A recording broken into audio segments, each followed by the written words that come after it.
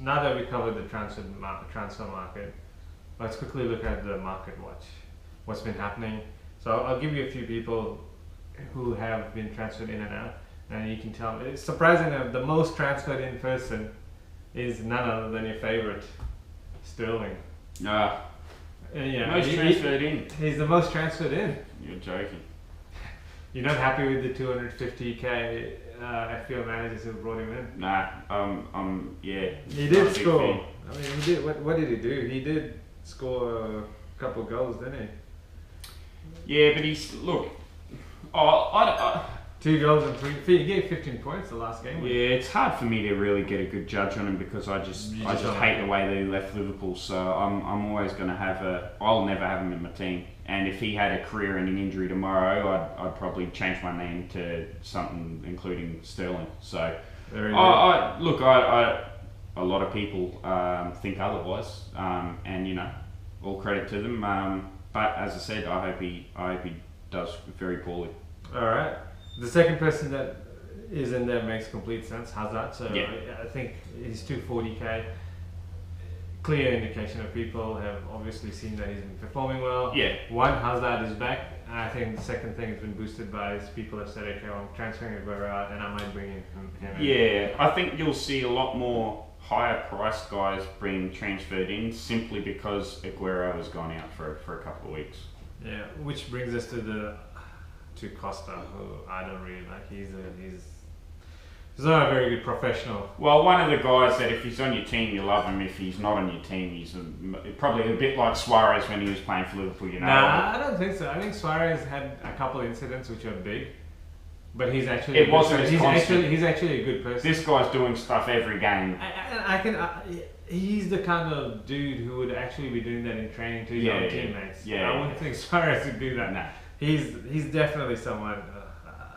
I'm just waiting for him to get demoted and the new guy to just take over the reins.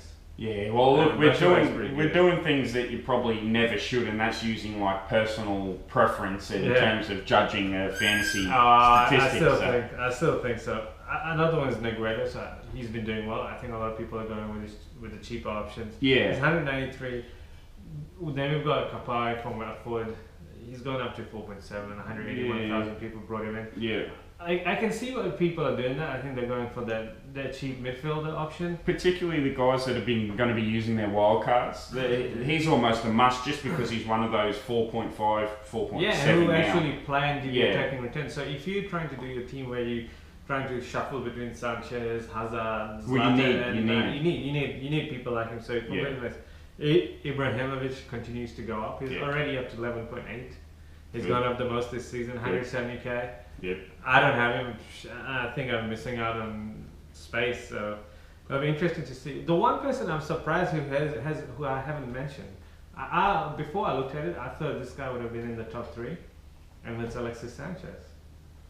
Especially with the Aguero injury. Yeah. So, Arsenal's fixtures. Yeah.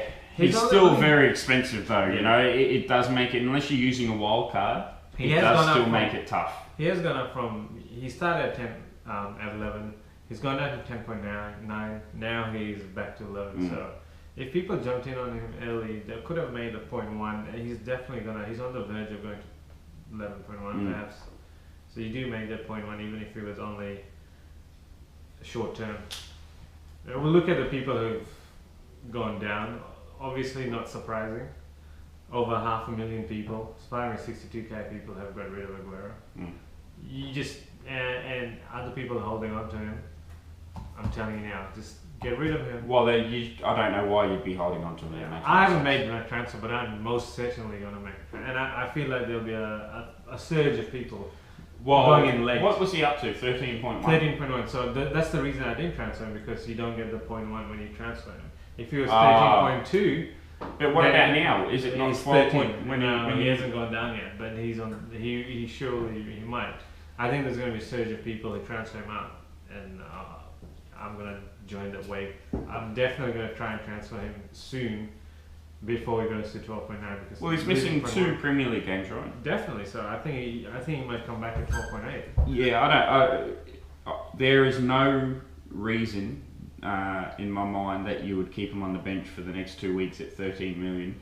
Definitely. When you can get plenty of value elsewhere for those 2 weeks. And hey, if you still want him back on that third game, then bring him back. Exactly. Just sell and buy him. Yeah. Just do one trade. Yeah. You don't have to do anything crazy and try and tweak it to do. Perhaps try and bring Hazard and Sanchez and all of those. All you have to do is just, if you don't have him, you can bring him. Ibrahimovic. Yeah. Or Costa, which looks like could have happened. You know, you could bring in Vardy, Arsenal players. There's a lot Giroud, of. you could definitely bring in. That's basically the worst option, is keeping Aguero on the bench. I think it's ludicrous if you keep him. He's too much value. The next one is not so surprising either. He's missed a penalty now. Mahrez. He's had a good game and a bad game and an average game.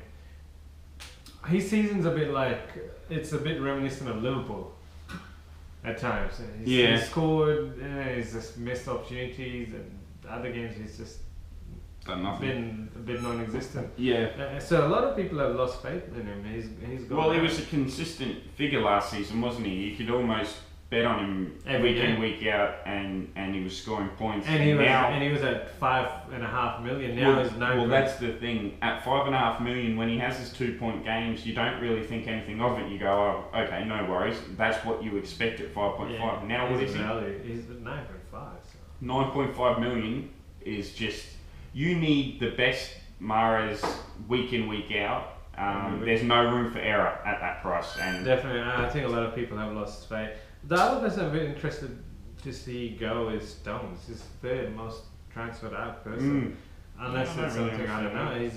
He's fine on my team here. I haven't seen an asterisk or an exclamation mark next to him at this point. I've seen one against Shaw. He hasn't made this list, but he's fit and fine, so I'm not sure why. Maybe people are just transferring him out because of the Manchester derby. Yeah, that's another. The next one's Walker from Tottenham. Again, he went up to 5 or 6 people. I think it's just fixture based. Payet makes sense. Yeah, well, again, very similar to Mahrez in the fact that if you had him last year, you can take the good with the bad at that price. But now, you need him to be in form week in, week out. Definitely. I think the last person we'll touch base is Coutinho. After the Arsenal performance, he became the most transferred in person. Yeah, I think people are realising that. They've been disappointed since. Yeah, and that's Liverpool to a T. And they do have tough fixtures, which you're actually going to touch on. Brutal fixtures. And they did from the start, which is probably why you, as a die-hard Liverpool fan, I haven't. You yourself haven't bought into it. Yeah, and look, after week 1, I look like an idiot, but now it's all panned out to be it probably wasn't worthwhile having. It's the same story every year. Yeah, it's been a long it's way. Been a lot. Maybe in your lifetime you might. We've won a Champions League in the meantime. How have Arsenal gone in the Champions League? I've been to a final. Oh, that's all right. Win it. No. Call me when you win it. Oh, nah. I prefer to focus on the Premier League. This is a show about the Premier League. Yeah, okay. We'll stick with this. But I think at the end of the day, neither Arsenal nor Liverpool are going to win this season. So. Nah. But I'm optimistic. I think Arsenal will make the Champions League. So that's. That's what I'm hoping for as well. We'll have to wait and see. Long way to go. 3 weeks. Come on. I think Arsenal are in.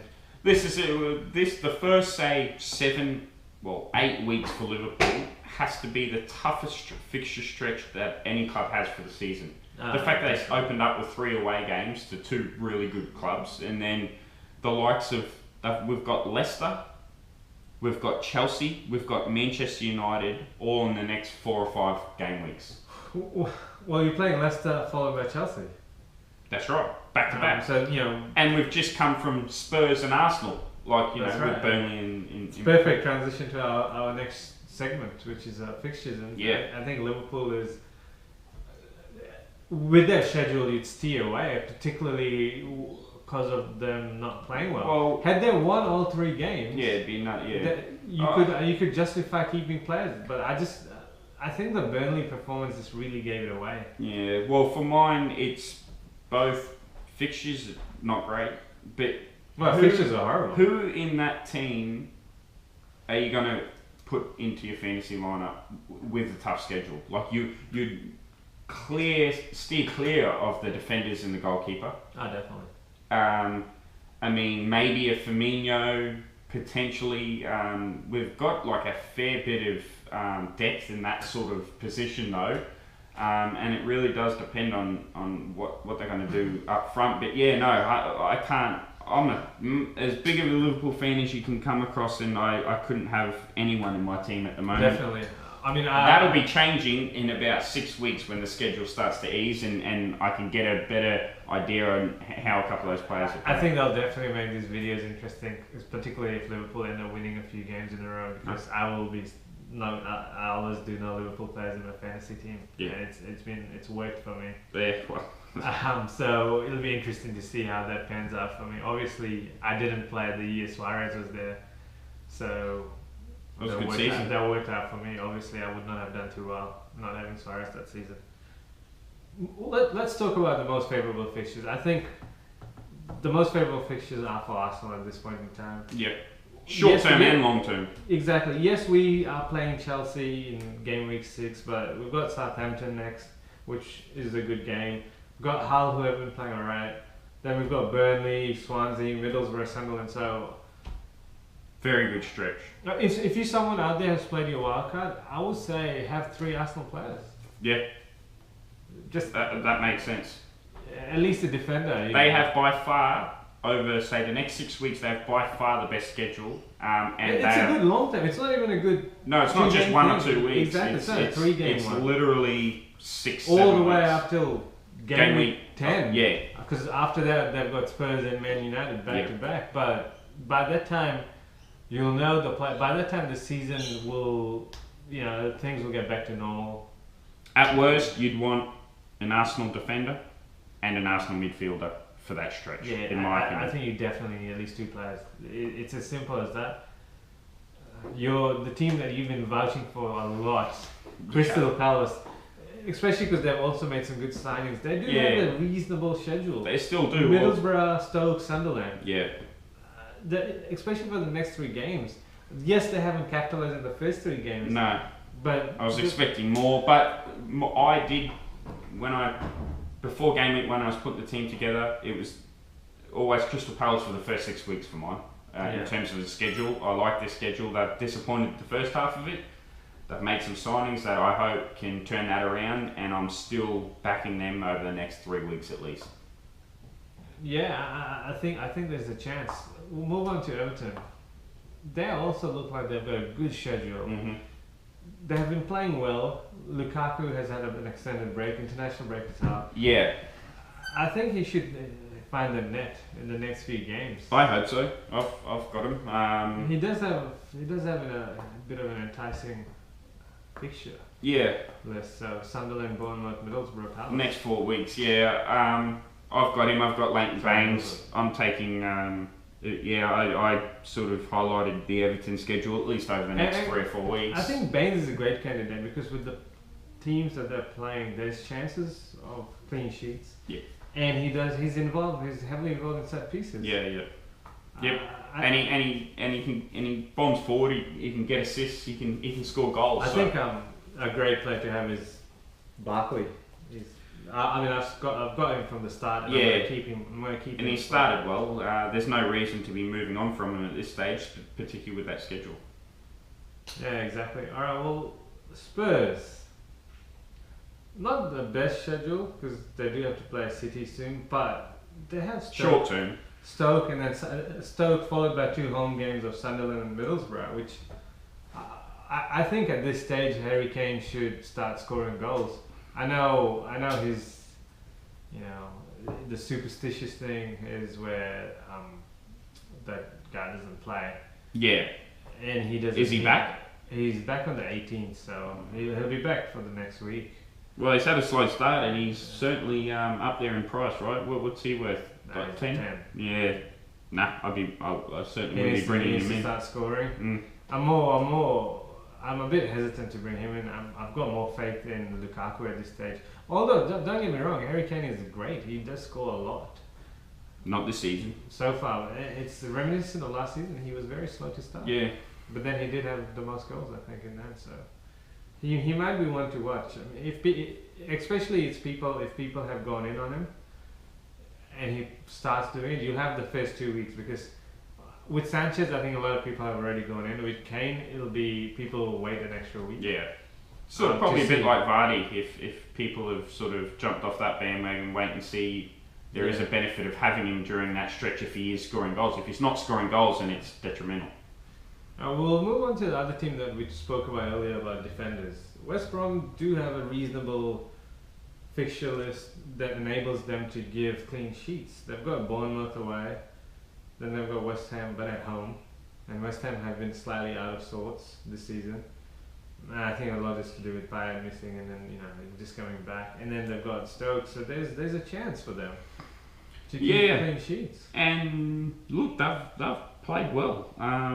If anyone though, you'd be bringing in a defender, particularly over that stretch. They've got a pretty good schedule, and it's a decent length. It's a good sort of four weeks until they sort of go Spurs, Liverpool, Man City, Leicester in 4 straight weeks. So you'd be probably moving on from there. But definitely for the next 4 weeks, I'd be having a West Brom defender in my lineup. Definitely. All right. Well, now let's move on to perhaps the most important segment of the video, and the segment that actually, I suppose we spoke about the captains last few game weeks. It is the most important segment. Our choices was detrimental to our own performances. We had Zlatan and Aguero, and 80% of the world as well. Exactly. So it makes it a little bit. I did say if you wanted to go for a differential, go for Hazard, and if anyone actually listened, they would have been laughing because they. Did you listen? No, I didn't listen. Of course not. I just thought it was too risky. So, captaincy choices. Well, I'll be interested to ask you, what are you doing? You would otherwise be putting Aguero in as your this captain? week? Well, I've got a few candidates. Okay. One, I'm thinking about sticking with. I'm going with Hazard. Okay. I think he's going to be my prime candidate, captain candidate. Yep. Away to Swansea, I think that'll be fine. He's been giving attacking returns. He's already my captain, even though I still have Aguero in my team, which I need to transfer out ASAP. But he's definitely going to be my captain. My second choice of captain is Sanchez. Yeah. I think from historically speaking, in his 2 seasons he scores in bunches. Yeah. So he this could be his game week where he just does it. Mm-hmm. I feel like it. Interestingly, if Aguero was available, you've got a pretty tough Manchester derby. Well, he's I think a lot of people would have been in that predicament. Yeah. What do you find a better schedule like an Arsenal player? Yeah, definitely. I think even with Aguero playing, if Aguero and Zlatan are both playing, even though I don't have Zlatan, assuming I had both, I was still going for Hazard as captain. But now with Sanchez's performance and the fact that Arsenal have really good fixtures, he could build momentum. The international break could have helped. Get a little extra rest. I think Sanchez is definitely a candidate for me. For the first game week this season, I consider not making Ibrahimovic my captain. They are at home though. It's home, but it's still Man City, a pretty solid, rock solid defense. Well, I think that's an interesting point because of the way Pep is playing more of the La Liga and German Bundesliga style, where he knows he's got enough attacking options to score, but they haven't kept a clean sheet yet. And they're going to be playing against Jose Mourinho, who just passed them by. So 1-0. I think. I mean, he'll take 0-all. I'll tell you exactly. right now. Yeah, I think at this stage 0-all is fine. Yeah. So look, I'm probably leaning towards having Ibrahimovic just because of the form that he's in, albeit missed out last week. I think the one thing you can throw in is Ibrahimovic is one player who if he's been playing well, you do not take him out of being a captain in a huge game. It's his first ever Manchester derby. Yeah, he normally he talks a lot. Rises to the occasion of the big game. So He's even sent Bravo a present during the international break. He just sent him a present. I can't remember what it was, but it's Ibrahimovic. He would do something like that. Yeah. He's going and sent him that's the keeper of Man City. He's like, all right, well, here's what to expect. He sent him a present. That's hilarious. I think this is... it's going to be amazing. I'm looking forward to the game, to be honest. Yeah, no, and nice. It's the early game Saturday night, I think, so that's good for us. But look, it's will you be in Detroit or here? I'll have to wait and see. Okay, you do fly a lot. No, look, it'd be the first time where I would not be shocked if you looked elsewhere aside from Ibrahimovic this week. I won't sort of call you an idiot or what are you thinking. I guess there's plenty of logic behind looking maybe at an Arsenal midfielder or someone like that. Yeah, so I mean, based on that, obviously Hazard and Sanchez are my top two and they stand out. Other people that you perhaps want to differentiate yourself with one is Giroud. He can come in and score a couple of goals with the fixture in hand. Another person who I probably don't like as much is, well, I personally don't like him, but I think in terms of fantasy he'll be alright, would be Costa. Yeah, I'd weigh up Ozil as well with definitely. Arsenal. There's certainly an assist or two there at home to Southampton, so he's and at a price where you can very easily bring him into your team and make him the captain. So yeah, there's a few more options than the first three game weeks, which were basically two players and only two players. So yeah, it'd be interesting to see what everyone does. Alright, well I think that's a wrap. Very good. I think we've covered it. Just quickly before we go, final score prediction for the Manchester derby. 1-1. 1-1. Ibrahimovic scores. Very good. And Sterling breaks a leg. Well, I don't think that's happening. That's 1-1 and a bad injury to Raheem Sterling. All right, that's good. I'm gonna go and say 1-0. 1-0 to Man City. Okay. Who scores? I'll leave that as a question mark. No worries. I do think I think they have a chance, but without Aguero, it definitely has the chances. I should probably, I know the conventional answer would be because of that to say Man United 1-0, but I'm going to go and say Man City 1-0. It'll be a very good game to watch. I'm actually looking forward to it, which I don't say much about Man United games. So I think it'll be the best game so far this season. Time will tell. All right, guys. Well, thanks for watching. We'll bring you more videos as we go each game week. Feel free to like, comment, share. If you do have questions, we'll be happy to answer. And thanks for watching. Cheers.